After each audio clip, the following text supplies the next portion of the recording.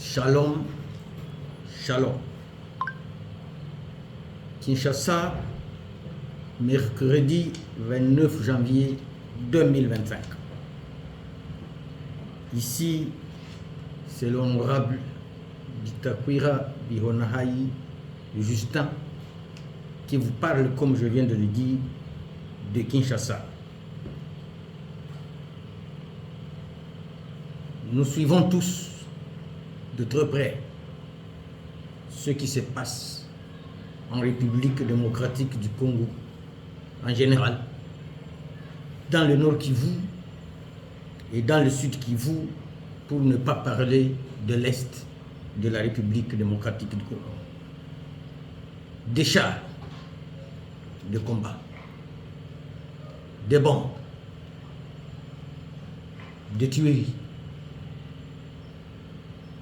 des massacres, des blessés dans les hôpitaux, occasionnés par le Rwanda de Paul Kagame, qui utilise des marionnettes congolaises pour occuper ou pour rendre esclave notre peuple dans cette partie de la République et certainement la République démocratique du Congo tout entière.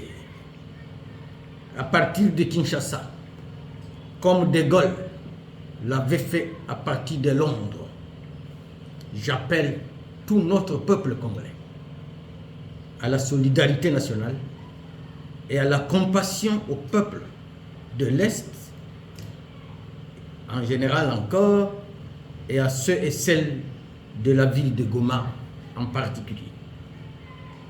Je profite de l'occasion pour appeler à la résistance nationale, à la résistance populaire. Le cas de la ville de Goma n'est pas le premier.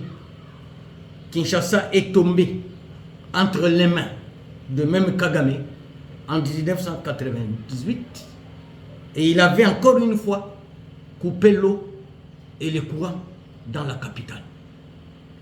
Mais il avait quitté sous les pieds et il en sait quelque chose.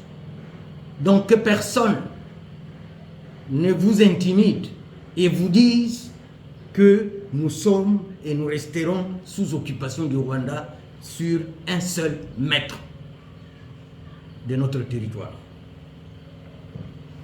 Et ici, j'appelle que maintenant, il n'y a pas de place à la division.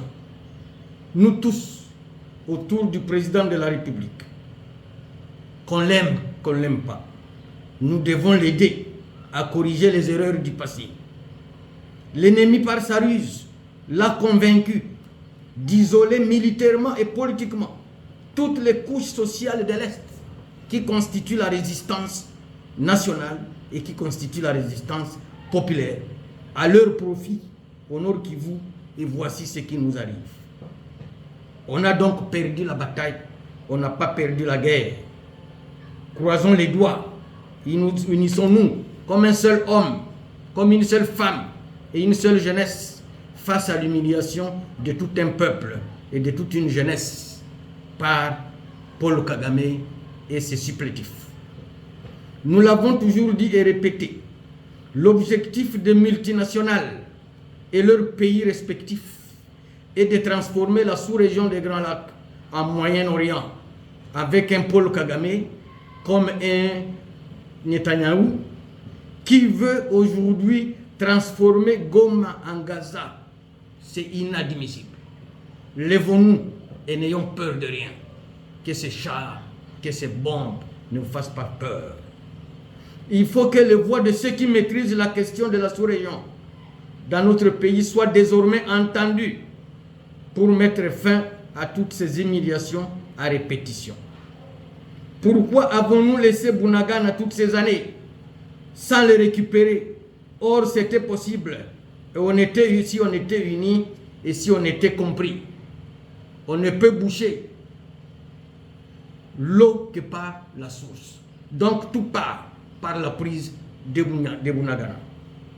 Nous sommes à plus de 100 millions d'habitants. nous pouvons avoir une armée même de plus de 2 millions d'hommes, tous les résistants y compris. Qu'est-ce qui nous l'empêche?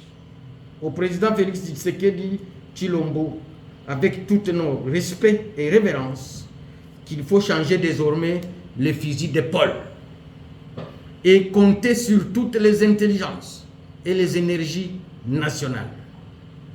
Ici, nous appelons tous au rendez-vous du salut de la nation, opposition, confession religieuse, société civile, fonctionnaires de l'État, majorité au pouvoir. Lèvons-nous, on a perdu la bataille et non la guerre.